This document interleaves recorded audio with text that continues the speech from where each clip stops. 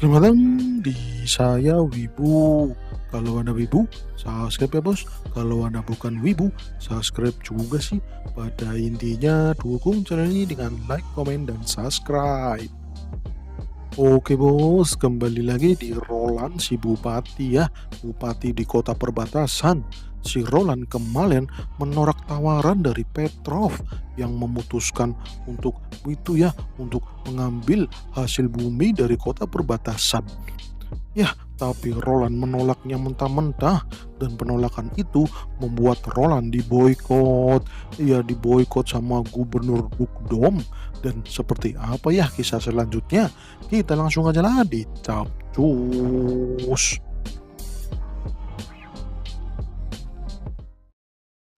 Dan ya, scene pun berpindah. Hari ini Roland sedang di kantor bupati. Ia sedang mendengar laporan dari Carter yang mana ia memberi laporan kalau si Trene telah meninggoy. Ia jatuh dari balkon. Ya, dugaan sementara si Trene ini terjatuh karena kurang hati-hati ketika sedang menjemur. Jadi ini dianggap kecelakaan. Walah walah walah, malah dianggap kecelakaan. Ini pasti ulah si Nightel. Dan ya, Roland pun menyuruh Carter untuk mengurus pemakaman yang layak untuk Trene. Dan oke siap bos, Carter pun OTW pergi. Hei Nightel, kau di sini. Kau yang melakukannya kan? Yah, kenapa kau ceroboh sekali? Ucap Roland memanggil Nektel. Dan ya, diomongin seperti itu, Nektel langsung muncul. Ia langsung menampakkan diri. Ia minta maaf karena ia terlalu menganggap ini remeh. Tapi ternyata si Trene itu sudah mempersiapkan diri. Yah, apa maksudmu dengan mempersiapkan diri? Nektel pun menjelaskan kalau tadi malam ia berhasil menangkap Trene, tapi saat ia mengorek informasi, ia malah bundir. Ia bundir dengan minum racun yang telah ia siapkan di giginya. Modar dah si Trene itu, modar dalam seketika. Waduh dah. Dan karena Nektel ingin membuat alibi, ia pun menjatuhkan tubuh Trene dari balkon biar dianggap kecelakaan. Tapi Nektel berhasil mendapatkan surat di kamar Trene. Dan ini dia ya suratnya. Dan surat ini adalah petunjuk yang jelas kalau Treni memang diperintahkan oleh seseorang. Ya, dia adalah anggota keluarga Anda. Kemudian Roland membaca surat itu untuk orang tua dan keluarga Trene. Ia menulis kalau ia akan segera pulang dan melihat laut kembali. Walah laut, kalau yang dimaksud Trene adalah laut, itu berarti adalah kota biru. Artinya yang memberi perintah training adalah kakak Roland, yaitu si Garcia, Garcia Wimbledon, putri ketiga. Wadidaw, tuh cewek ternyata ganas bener dah. Belum setahun juga menjabat menjadi bupati, udah nyerang aja. Waduh nih gaswat nih gaswat. Tapi menurut Nightel, Trene itu seorang ahli. Ia sudah mempersiapkan apa yang akan terjadi jika ia tertangkap. Jadinya Nektel merasa Trene itu kesatria yang terlatih. Waduh gitu ya, Roland jadi kaget. Dan ya, karena laporannya sudah selesai, Nektel pun kembali, ya, ia kembali ke mode sembunyi. Roland mulai terbiasa dengan Nektel ini ya. Ia sudah terbiasa dengan kekuatan sihir Nektel, yaitu kamuflase. Dan ya, beberapa saat kemudian Pak Baron Mons datang. Ia datang ke ruang bupati. Ia memberi laporan kalau rekrutan Pangeran Roland terkait prajurit yang akan menjadi tameng untuk melawan Demonic Beast telah siap. Mereka sedang menunggu di halaman benteng perbatasan. Dan Woke siap dah. Roland jadi bersemangat. Ia akan menemui mereka. Dan Woke, scene pun berpindah di benteng kota perbatasan. Roland saat ini memandangi pria-pria yang akan menjadi prajurit penjaga benteng perbatasan. Roland tampak kecewa. Kenapa ini malah kurus kering semua? Ya, tapi Carter menjelaskan kalau semua pria ini adalah pria yang sudah memenuhi syarat. Ya, syarat dari Pangeran Roland, yaitu bukan kriminal, dan berusia 20 tahun ke atas dan juga 40 tahun ke bawah. Dan yang penting mereka tidak memiliki luka apapun. Waduh, ini Carter gimana sih? Dadah, Roland sampai tepuk jidat. Ya nggak yang kurus kerempeng juga kali, si Carter. Pak Baron Mons pun menawarkan Roland untuk membayar tentara bayaran saja daripada menggunakan pria kurus ini. Yah, pria kurus kerempeng kayak gini malah mau menjadi prajurit. Tapi ya dahlah, Roland akan menggunakan mereka sebagai prajurit penjaga benteng kota perbatasan. Dan Woke siap, langsung digas. Kemudian Roland menyuruh semua kandidat prajurit untuk berkumpul dan berbaris dengan rapi, jangan ada yang bergerak. Ya, semuanya pada posisi istirahat. Mendengar itu, Carter sedikit bingung. Kenapa dilatih baris berbaris? Carter bertanya-tanya. Ya, Carter pun memberanikan diri untuk bertanya kepada Pangeran Roland.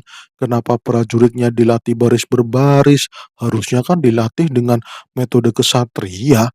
Tapi Roland tidak mau.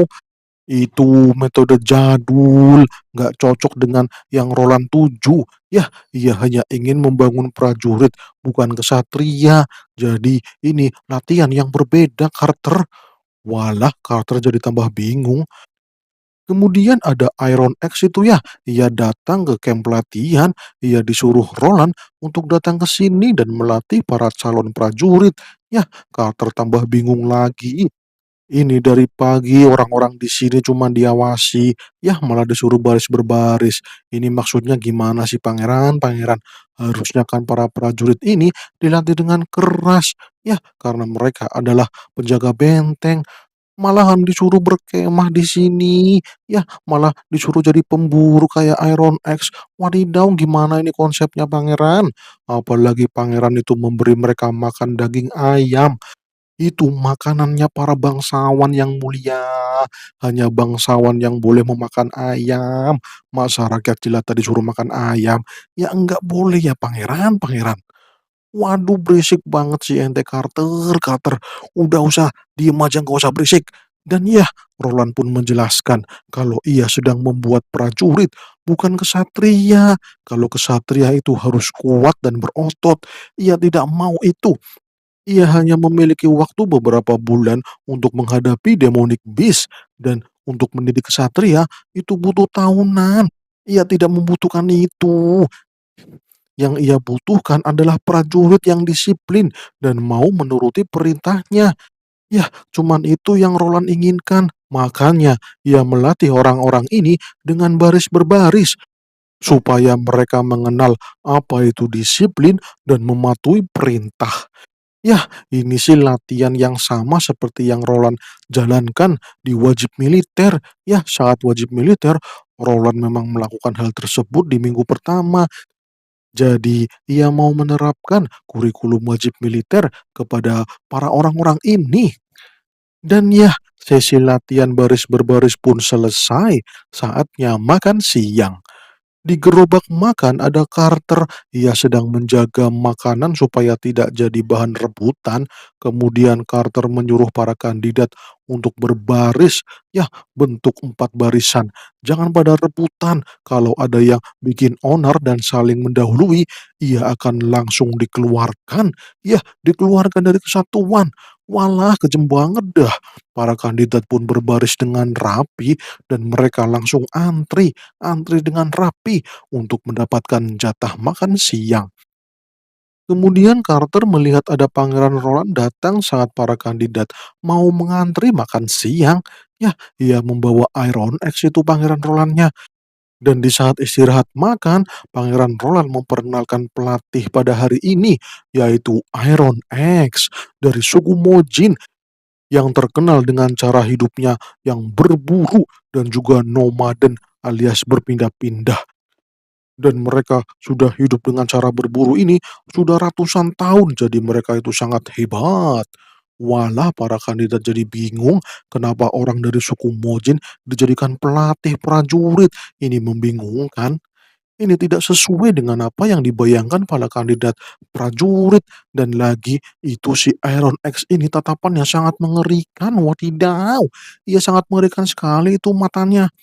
Kemudian Carter protes lagi, kenapa yang melatih malah si Iron X, bukan dirinya? Apa pangeran benar-benar ingin memecat Carter? Waduh dah, lagi-lagi si Carter ini pikirannya negatif. Kau ini ngomong apa sih?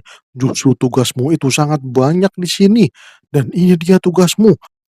Walah, Roland pun mengeluarkan lembaran kertas yang ia tulis sendiri, dan itu adalah jadwal yang harus dilakukan oleh Carter untuk melatih prajurit ini. Dan itu jadwal dari bangun tidur sampai tidur lagi.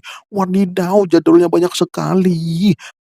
Carter jadi puyeng itu, "Dadah, apa boleh sedetail ini pangeran? Tapi ini luar biasa, ini sangat detail. Akan tetapi kenapa guru Carl, ya si insinyur Carl itu disuruh mengajar juga, mengajar baca tulis lagi. Kenapa seorang prajurit harus bisa membaca tulis? Ini sesuatu yang tidak dibutuhkan oleh seorang prajurit. Kau ini benar-benar jadul ya Carter, Carter. Justru prajurit yang hebat itu harus bisa membaca dan menulis. Ia bukan hanya mengandalkan otot, tapi otaknya juga harus diasah Carter. Kau ini gimana sih? Dadah. Dan ya, scene pun berpindah. Keesokan harinya di ruang bupati. Hari ini Roland kecapean, jadinya hari ini ia tidak mau mengurus pelatihan prajurit. Ya, hari ini ia mau membuat blueprint, akan tetapi Nektel sudah menunggunya di meja kerja Roland.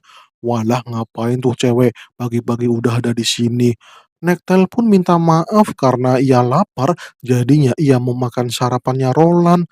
Walah, ternyata datang ke sini cuma untuk sarapan. Yah, Roland pun ngomong, "Kalau mau sarapan ya dimakan aja, jangan disisain, dimakan aja semuanya." Waduh, kalau gitu, terima kasih ya pangeran, aku akan makan semuanya. Kemudian Roland mengecek kembali blueprint yang ia telah buat, dan blueprint ini adalah blueprint dari senapan Flockcliff. Yah, Flockcliff generasi pertama. Walah, Roland sudah membuat senapan. Ngeri nih, Bos. Nektel sedikit bingung dengan blueprint itu. Apa Roland bisa menjelaskan apa yang ia buat? Waduh, tuh cewek malah suka ngintip. Yah, yah, ia suka ngintip kerjaan orang lain. Wadidaw. Dan ya, Roland pun menjelaskan kalau ia sedang membuat senjata jarak jauh untuk ngekill para demonic beast. Dengan senjata ini, ia berharap bisa melewati bulan bis dengan selamat. Dan lagi, ia sudah mendapatkan bahan penting untuk senjata ini, yaitu bubuk misiu. Bubuk misiu ini akan ia buat dari tembikar yang dijual sama Kota Wilau, dan juga ada beberapa bahan dari Kota Wilau yang ia impor, yaitu garam. Ya, garam dan juga bahan-bahan tambang seperti sulfur, ya seperti batu kapur itu ya. Dengan itu, Roland bisa membuat bubuk misiu. Mantap dah. Jadi Roland sudah setengah jalan. Tinggal para pandai besi aja ini yang sedang membuat dasaran dari senjata ini. Wah, Nektel jadi kagum dengan Roland. Ia sangat cerdas ya. Berbeda sekali dengan dirinya dan asosiasi persatuan penyihir yang selalu terbebani dengan mimpi gunung suci. Ya, para penyihir selalu mencari gunung suci tanpa mengkonfirmasi apakah gunung tersebut ada atau tidak. Mereka harusnya belajar sama Roland yang selalu membuat perencanaan sebelum melakukan sesuatu. Wah, Roland jadi penasaran sebenarnya seperti apa asosiasi sihir itu, kenapa mereka berpindah-pindah dan selalu mencari gunung suci. Tapi Nektel tidak mau membicarakannya. Nanti saja dah, jika waktunya tepat. Walah walah walah, malah main rahasia. Jadi semakin penasaran itu Roland kalau dirahasiakan. Dan oke, scene pun berpindah. 1 minggu kemudian, Roland sedang bersama Carter, ia sedang memandangi senjata forklift pertama yang berhasil dibuat oleh para pandai besi. Wah, mantap bener dah. Dengan ini, kota perbatasan akan selamat. Ini adalah senapan yang akan merubah sejarah hidup manusia. Oke, mantap bos. Ya, walaupun si pandai besi kerepotan dan ia hanya bisa membuat empat senjata sampai bulan bis datang. Ya, tapi ya nggak apa-apa dah. Yang penting ada daripada nggak ada sama sekali. Kemudian Carter bertanya, bagaimana cara menggunakan senjata ini, Pangeran? Ia belum tahu cara menggunakannya. Dan lagi, apa ini benar-benar bisa mengkill demonic beast? Ya iyalah Carter, ini adalah senjata yang bisa mengkill demonic beast dengan gampang. Ya, dari jarak jauh lagi. Walah, hebat bener. Lantas, apa senjata ini akan digunakan oleh Iron X atau dua kesatria patroli yang ada di benteng perbatasan? Walah, kenapa Carter berpikir mereka yang akan mengenakan senjata ini? Kayaknya ogah banget dah. Dan ya, Shin kembali berpindah. Di malam hari, di saluran air di bawah benteng kota perbatasan, di situ ada kesatria yang berlari dan ada yang menyerang kesatria tersebut. Tapi si kesatria bisa menahan serangan itu dan itu adalah si Brian. Wanjir itu Brian, ia mau dikill. Dasar Brian bodoh, cepatlah menyusul si Grey. Ya, cepat menyusul Grey sono. Waduh gaswat, Grey ternyata sudah KO. Ya, ia dikill sama orang-orang ini. Dasar kau pengkhianat, modar kau, ucap Brian sambil memukul si pengkhianat. Ya, si pengkhianat pun pedangnya jatuh. Brian hebat banget sudah. Ia pun langsung bersiap untuk menyerang si pengkhianat dan celup. Kena kau. Dasar bangke, kesatria penjaga sepertimu bisa melukaiku. Kau itu cuman anjing penjaga. Waduh, bangke bener. Bodoh amat, ketahuilah, aku ini terus berlatih di saat kau itu mabuk-mabukan. Aku ini terus berlari di saat kau itu bermalas-malasan. Jadi, jangan samakan aku dengan tentara bayaran yang gak guna sepertimu. Tapi di saat Brian sedang ngomong, ia malah diserang ya. Ia lengah karena ada pengkhianat yang lain yang berlari ke arahnya dan langsung menyerang Brian. Waduh gaswat, Brian langsung diserang dan ia pun terluka. Ya, tapi Brian masih baik-baik saja. Ia cuma terluka ringan. Ia pun mencabut pisau yang menancap di tubuhnya dan ia pun melempar ke arah perapian. Dan ya, apinya pun padam. Tidak ada pencahayaan sama sekali. Gaswat ini dadah. Brian pun langsung berlari dan ia sampai ke lumbung pangan di area rumah dinas bupati. Ia mengamankan diri. Brian yang terluka sangat menyesal. Ia akhirnya memiliki pemimpin yang peduli dengan rakyatnya, tapi ia minta maaf sama Pangeran Roland karena tidak bisa menjaga perbatasan dari para tentara bayaran yang telah berkhianat. Dan ia merasa menyesal dan tiba-tiba, wah, waduh, ketahuan. Persembunyian Brian ketahuan. Ia pun mau di-kill sama para pengkhianat itu. Yah, sebelum nge-kill Brian, para tentara bayaran mulai ngoceh. Yah, ini semua karena si tolol Roland menolak tawaran dari kota Longsong. Jadinya Bupati Rian ngamuk dan memerintahkan para tentara bayaran untuk menghancurkan kota perbatasan dengan membakar lumbung pangan yang dikumpulkan oleh si Roland itu. Yah, dasar bangke bener itu si Roland. Dan itu membuat Brian putus asa. Ia merasa dirinya kalah dan lagi mereka malah mau membakar bahan makanan yang ada di kota kota perbatasan. Ini bahaya. Ini adalah cadangan makanan selama musim dingin, gak boleh dihanguskan. Dasar kalian ini tikus got, kenapa ada di sini? Pergi sono. Hei, hei, hei, kalian semua kenapa ada di sini? Wanjir, siapa itu yang ngomong? Suara siapa itu? Hei, tunjukkan dirimu. Wah, para tentara bayaran kaget. Ada orang lain yang mengawasi mereka. Ternyata itu Nektel.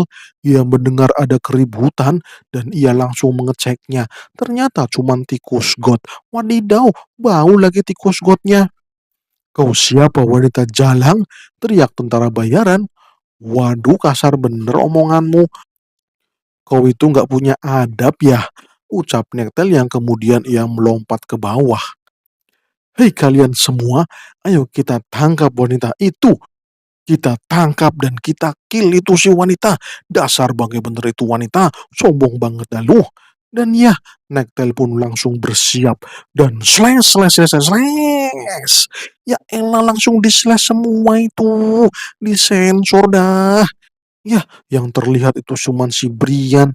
Ia mulai lemas dan pandangannya mulai pudar. Dan ia pun pingsan. Dan Woke keesokan harinya. Carter datang ke lumbung pangan dan ia menemukan beberapa tentara bayaran yang sudah modar. Ia juga berhasil menangkap tentara bayaran yang masih hidup. Walaupun keadaannya penuh dengan luka, tapi ia penasaran dengan orang yang mengkill tentara bayaran ini.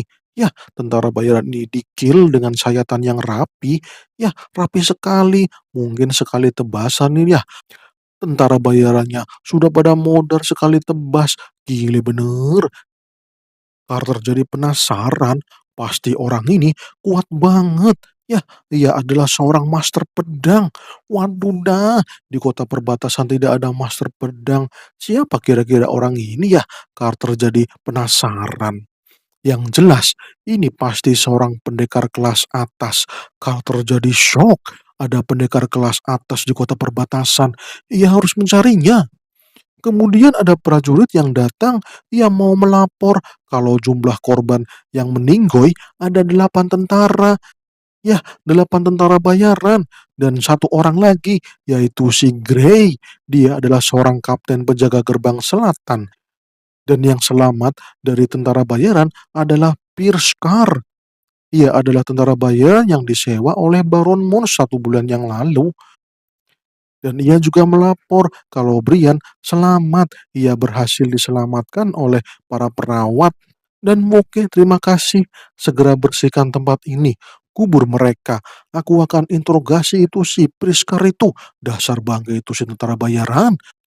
Dan ya, kemudian Sin berpindah ke posisi Roland.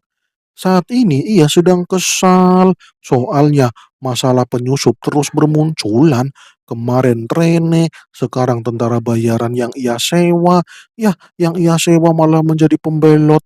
Waduh dah, menyusup ke lumbung pangan lagi. Untung ada dirimu, kalau tidak ada dirimu, ya pasti sudah modar dah warga perbatasan karena kelaparan. Apa tidak ada hadiah atas kerja kerasku, pangeran? Ucap Nektel. Kalau gitu sekalian saja, ya sekalian jadi pegawaiku, jadi asisten di bawah perintahku. Gajinya 2 koin emas sebulan, makan gratis. Udah gitu ada uang bensin, wadidaw. Liburnya 1 bulan 4 kali, gimana kau mau tidak? Waduh, itu tawaran yang menarik pangeran, tapi mohon maaf pangeran, aku menghargai tawaranmu. Ya, karena aku masih menjadi anggota Asosiasi Persatuan Penyihir, jadi mohon maaf aku menolaknya. Lah, sekalian aja dah Persatuan Penyihir itu disuruh ke sini semuanya. Akan kuurus kalian semua. Ya, semuanya kerja di sini aja biar tambah banyak penyihirnya. Walah, kau ini mau menambah pengawal atau mau menambah cewek cantik? Wanjir dah malahan dikira mesum. Kau ini ngomong apa sih naik tel? Yang jelas masalah ini sangat serius. Aku tidak menyangka kota Longsong akan berbuat sejauh ini. Untung kau tidak mengkill semua tentara bayaran itu, jadinya aku bisa mendapatkan informasi darinya. Dan pelaku penyerangan kali ini adalah si Bupati Rian dari kota Longsong. Mereka tampaknya tidak senang aku bisa berdikari dan berdiri sendiri. Ya, sepertinya kotamu akan terus dihantui oleh mereka. Kau harus bersiap, Pangeran Roland, ucap Nektel yang kemudian Sin pun berpindah. Roland dan Carter berjalan bersama. Mereka mau menjenguk Brian. Ia seorang penjaga gerbang utara yang selamat dari penyerangan tadi malam. Brian selamat dan ia mendapatkan perawatan atas luka yang ia terima.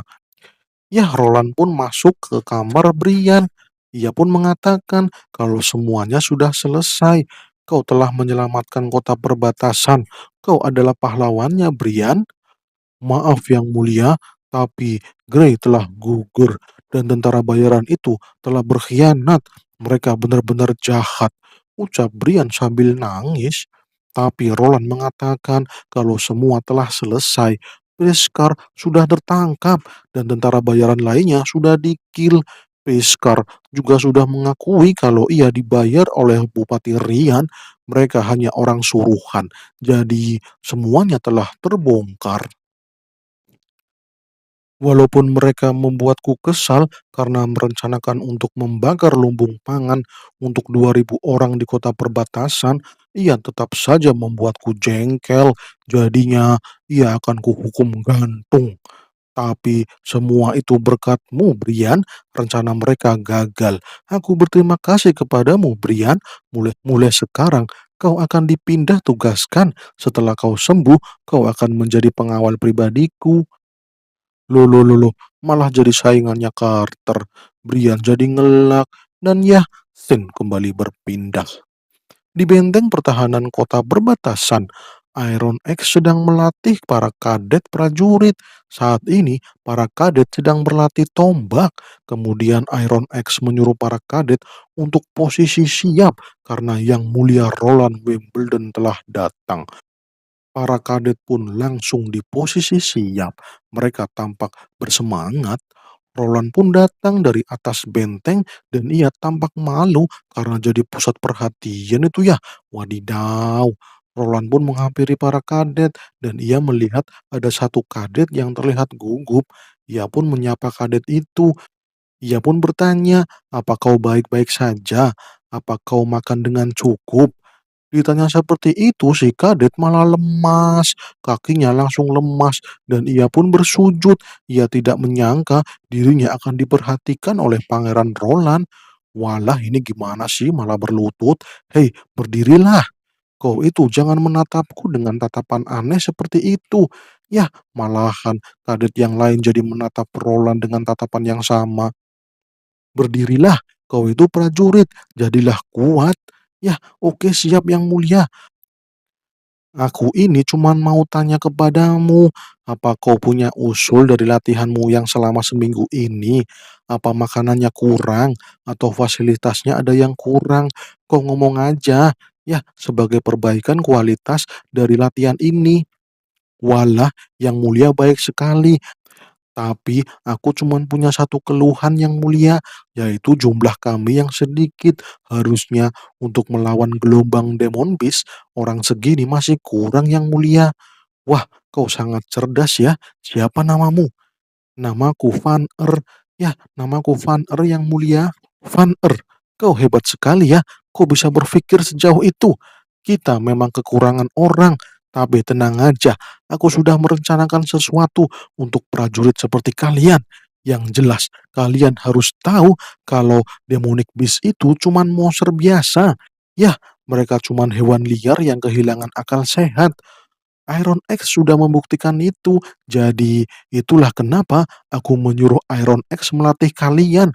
Karena ia sudah berpengalaman dalam menghadapi demonic beast. Siap yang mulia, tapi aku juga punya pertanyaan. Apa kita akan bertempur dengan prajurit ini dan hanya dengan tombak dan anak panah? Apa hanya dengan itu kita akan bertarung dengan demonic beast? Ini masih kurang yang mulia, ucap Iron X dengan tegas. Tenang saja Iron X, aku sudah merancang jebakan untuk demonic beast yang akan datang ke benteng. Parit dan jebakan telah disiapkan, ucap Roland. Tapi yang mulia, aku merasa itu belum cukup, ucap Iron X. Aku rasa aku perlu menunjukkan sesuatu kepadamu Iron X, ikutlah denganku. Ya, ucap Roland yang kemudian Sin berpindah di sebuah hutan. Di sini tampak tenang. Ya, hutan ini tampak tenang sekali ya, sepi-sepi baik di situ. Akan tetapi, duar, waduh, ada ledakan. Ledakannya hebat sekali itu. Ternyata itu Roland yang sedang melakukan percobaan. Ia membuat Carter kaget, Iron X juga kaget. Yah, gile bener, senjata baru yang mulia, bener-bener gile gile gile gile gile. Ini seperti sambaran petir. Yah, ucap Iron X kaget. Itu terlihat seperti petir yang menggelegar yang mulia dan dapat menghancurkan target. Bener-bener mantap yang mulia. Wah, Roland sangat senang. Percobaannya telah sukses. Ia telah sukses membuat misi U. Ia telah berhasil membuat bubuk misiu yang sesuai dengan apa yang ia racik.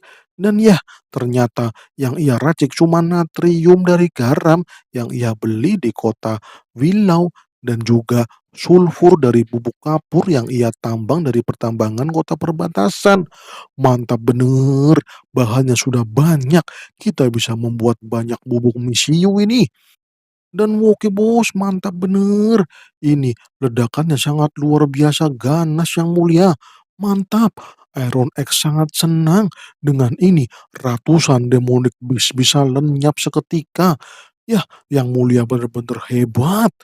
Oke, siap, mantap. Yah, digabungkan dengan tombak dan panahmu, aku rasa kau akan bisa mengkill ratusan demonic beast. Dan ini dia ya, Roland semakin pede dengan rencananya, yaitu rencana untuk melewati pertempuran dengan demonic beast di musim dingin. Dan ya, saatnya untuk berperang. Akan tetapi bersambung, ya bersambung dulu ya kawan-kawan semuanya.